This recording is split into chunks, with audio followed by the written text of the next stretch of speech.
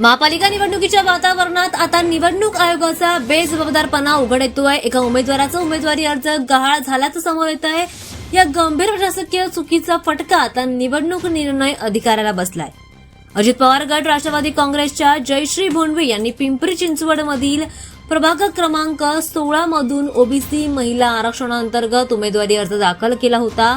अर्जासोबत त्यांनी पक्षाचा अधिकृत एबी फॉर्म देखील जोडला आणि मात्र छाननी प्रक्रियेदरम्यान हा एबी फॉर्म गहाळ झाल्याचं म्हटलं गेलं। निवडणूक अधिकाऱ्यांनी जयश्री भोंडवे यांना अपक्ष उमेदवार ठरवलं।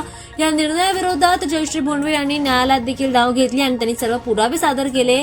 सुरुवातीला या पुराव्यांमध्ये तथ्य आढळल्याने निवडणूक आयोगाला स्वतंत्र सुनावणी घेऊन सर्व बाबींची तपासणी करण्याचे आदेश दिले। या संपूर्ण प्रकाराची गंभीर दखल घेतली गेली, यावर कठोर कारवाई देखील केली गेली आणि या अधिकाऱ्यावर देखील कारवाई केली गेली। दरम्यान ब प्रभागाचे निवडणूक निर्णय अधिकारी हनुमंत पाटील यांच्याकडून सगळं कामकाज देखील करण्यात घेण्यात आलं।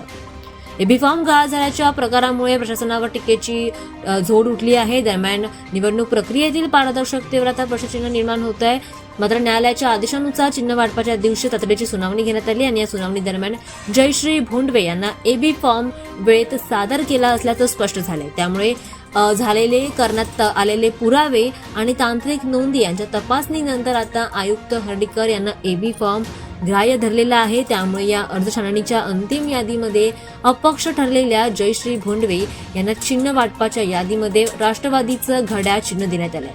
मात्र महापालिका निवडणुकीच्या वातावरणात झालेल्या प्रकारामुळे आता निवडणूक प्रक्रियेतील पारदर्शकतेवर मोठं प्रश्नचिन्ह निर्माण होतं।